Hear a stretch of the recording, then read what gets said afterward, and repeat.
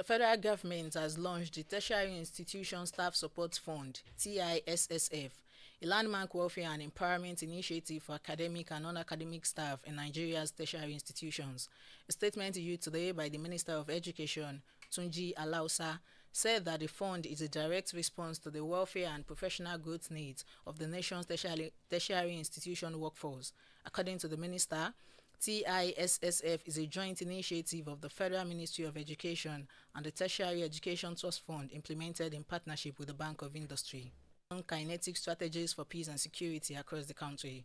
The pact, sealed between OSPRE Director General Chris Ngodo and OPSC Coordinator Yusuf Ali, aims to standardize approaches in disarmament, deradicalization, rehabilitation, and reintegration of ex-combatants, as well as support post-conflict recovery in affected communities. This was contained in a press statement signed today by OSPRE Program Manager Afsa Matazu. The Loan Fund, NEL Fund, says it has disbursed 86 billion naira to support 449,000 students out of 735 applications.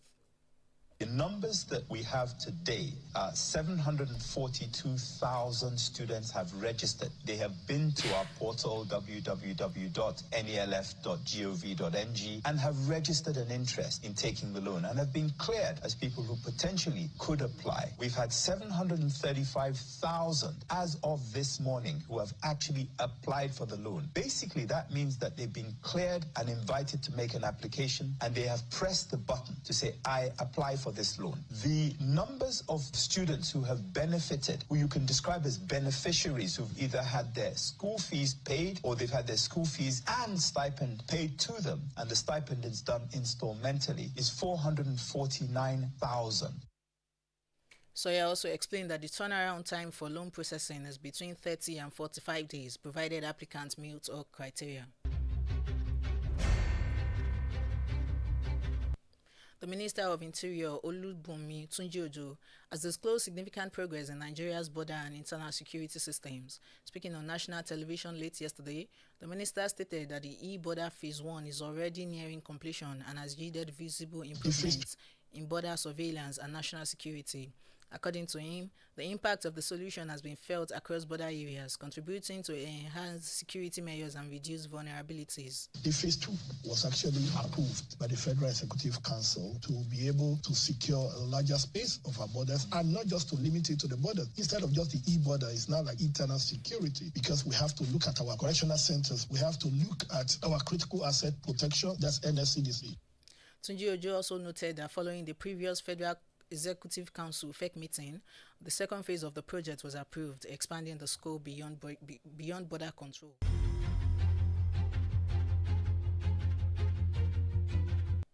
Now to politics. Former Labour Party presidential candidate Peter Obi has knocked the present administration's poor leadership and weak governance for Nigeria's declining foreign direct investment (FDI). On his X page today, Obi stated that sustainable economic growth and development cannot be achieved through weak governance, blaming the declining FDIs on poor leadership.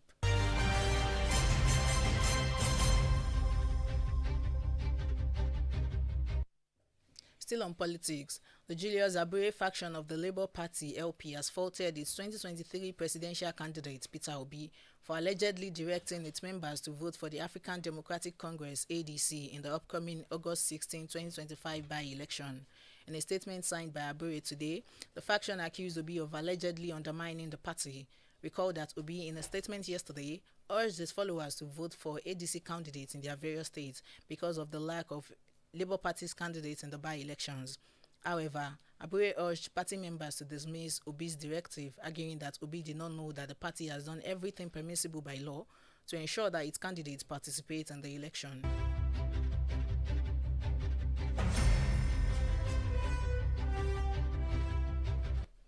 A chieftain of the People's Democratic Party, PDP, Umar Sani, has accused the Minister of the Federal Capital Territory, Nyesom Wike, of working to ensure that the PDP does not survive. Speaking on national television today, Sani claimed that Wike intends to work for President Bola Tinubu in 2027 and ensure it materializes without opposition. According to Sani, the members of the PDP are now incapacitated because they were part and parcel of how the party has been plodding. At the moment, the people in there incapacitated by so many factors because they were part and parcel of how the PDP has been plunging. Bala Mohammed has been the chairman of the PDP Governors Forum. He was unable to sieve some of the major defections that has affected the governors. We have now lost 2 governors, the governor of Akwa Ibom and the governor of Delta State, and we are most likely to lose the governor of Rivers State. So in his leadership, we have been able to lose about 3 governors. The chieftain of the People's Democratic Party, PDP, Umar Sani, speaking there. The Edo State chapter of the All Progressive Congress, APC, has alleged that it had uncovered plans by the People's Democratic Party, PDP, to cause chaos by attacking selected polling and collation centers during Saturday's by-election in Edo Central and Ovia Federal Constituency. In a statement released today and signed by the state's APC chairman, Jarrett Tenebe, the party also alleged that the state's PDP chairman, Tony Azigbemi, and a third-party chieftain, Francis Inegbeniki, were part of the plot.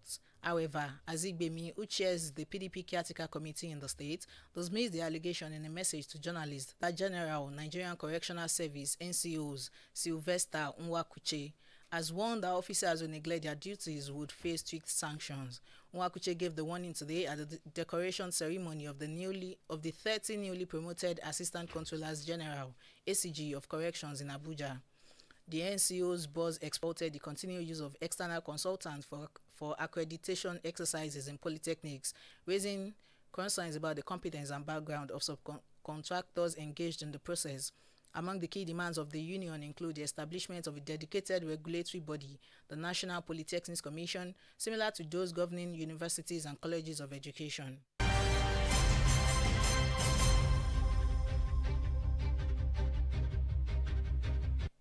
You're listening to News Express on Adamimogo 107.7 FM, transmitting live from Olojudo's Palace, Ido-Ekiti. After people of Ekiti State and its environment for your private, political, family, or club meetings, and so on, of not more than 50 to 100 participants.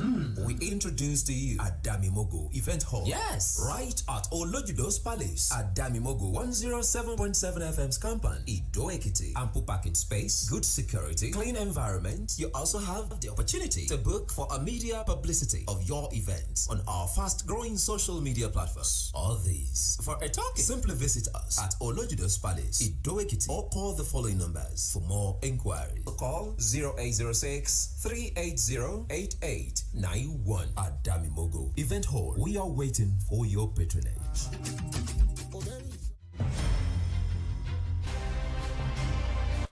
Glad to know you are still there. You can subscribe to our YouTube channel via Adamimogo 107.7 FM. For happenings around your news inquiries, please call our newsroom on this number 0915-786-8095. Now to the rest of the bulletin. A group championing the emancipation of Yoruba land, Yoruba Self-Determination Movement, YSDM, has appealed to President Bola Tinubu to revisit the case against Mr. Sunday Adeyemo, also known as Sunday Igboho. The group made the appeal during a press conference held at the Nigerian Union of Journalists (NUJ) Secretariat in Ibadan today. Recall that the federal government had, during the administration of late President Muhammadu Buhari, declared Igboho wanted. The YSDM deputy leader, Opeoluwa Akinyola, while addressing journalists, said that Igboho had vigorously and selflessly campaigned against the killing, maiming, raping, and kidnapping of Yoruba sons and daughters, and appealed that his case be revisited.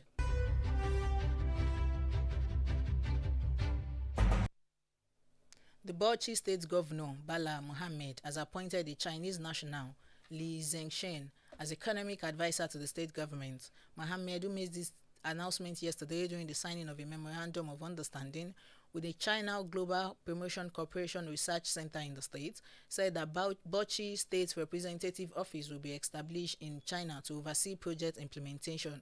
According to him, the move is aimed to raise the hub in Bauchi for international cooperation, with a long-term partnership expected to accelerate investment, infrastructure development, and bilateral collaboration across sectors.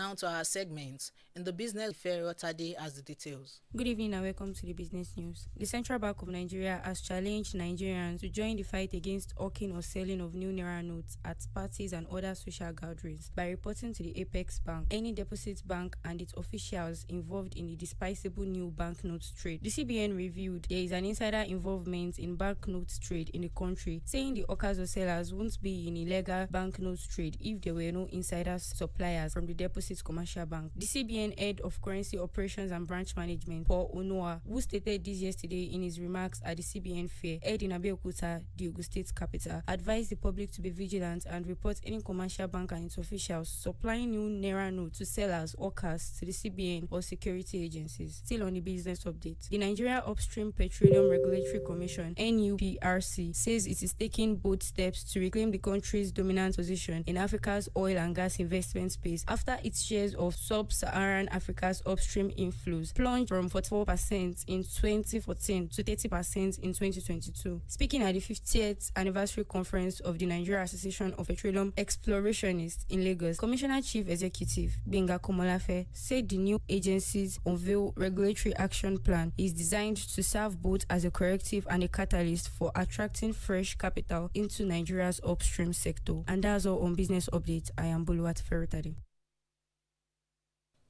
Many thanks, Boluwatife. Now to the foreign scene. Trump vows not to be intimidated ahead of Putin summit. Let's join Adetinuyo Adebayo for the full story.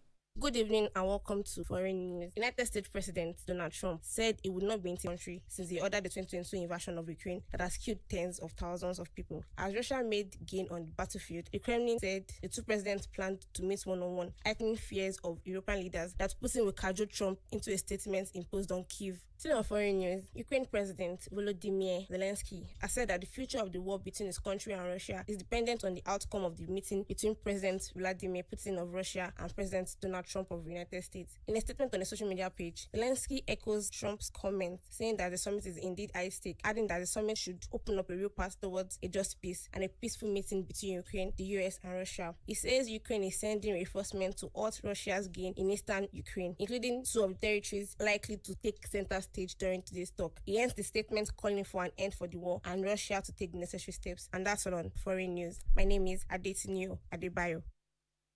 Thank you, Adetinuyo. In the showbiz world, Nigerian Broadcasters Merit Award set to return in February 2026. Patra Matthew has the story. Good evening and welcome to Entertainment News. The Nigerian Broadcasters Merit Award (NBMA) is set to make a highly anticipated return in February 2026, according to a statement by the Chief Operating Officer of the award ceremony, Omogbola Akinwumi. The 2026 edition will once again honor excellence, innovation, and impact across African Nigerians' vibrant broadcast media industry. The host dates for the 2026 edition will be announced in due course. The NBMA, renowned for celebrating radio and television personalities, stations, and productions that have shaped the nation's media narrative, is re-emerging with renewed energy, exciting new categories, a new website, and a revamped digital presence. Still in the showbiz world, gospel singer Mercy Chinwo and her husband, Blessed Uzo Chikwa, have welcomed their second child. The couple announced the news in a joint post today, sharing themed brown and white photos radiating joy and gratitude. Following the announcement, fans and fellow gospel artists flooded their social media page with congratulatory messages and prayers for the family. And that's all on Entertainment. I am Patra Matthew. Thank you very much, Patra. Now to sports. The National Sports Commission (NSC) has put an end to rumors regarding unpaid bonuses for the Super Falcons, stating that all outstanding payments were settled before the team's final match against Morocco. NLC Director General Bukola Olokpade, who confirmed this information during an interview today, however mentioned that maybe one or two players might not have collected their bonuses due to bank issues with the Central Bank of Nigeria. According to him, the NSC is working with the Minister of Works and Housing to ensure the team receives their houses as promised. Let's join Mayowa Olashuyi for other sports stories. Good evening and welcome to Sports Update. RB Leipzig have strengthened their attack with the signing of a 23-year-old Brazilian striker, Romulo, from Turkish side, Gotsepe, in a deal worth €25 million.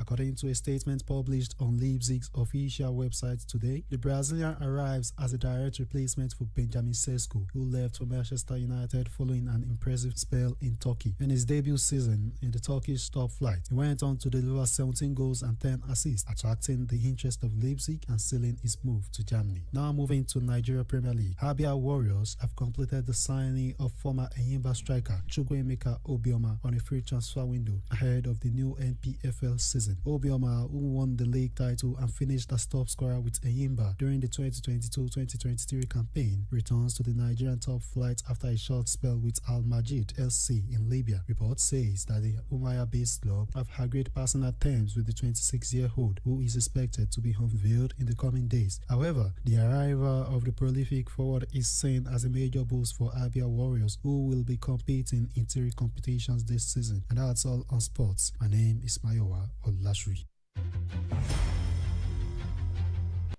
And with those sports stories, we end this edition of News Express on Adamimogo 107.7 FM, Olojudo's Palace, Ijo-Ekiti. Just before we go, the highlight again.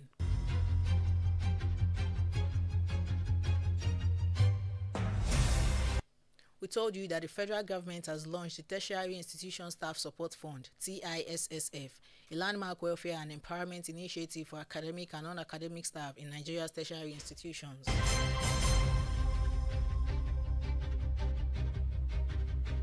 We did say that the Nigerian Education Loan Fund, NEL Fund, says it has disbursed 86 billion naira to support 449,000 students out of 735,000 applications received so far under its student loan scheme.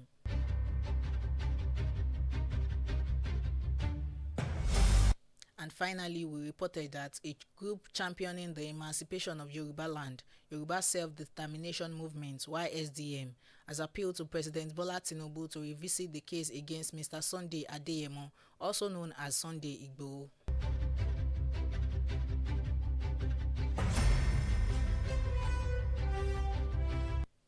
That's News Express from Adamimogo 107.7 FM, Olojudo's Palace, Ijo-Ekiti. On behalf of the production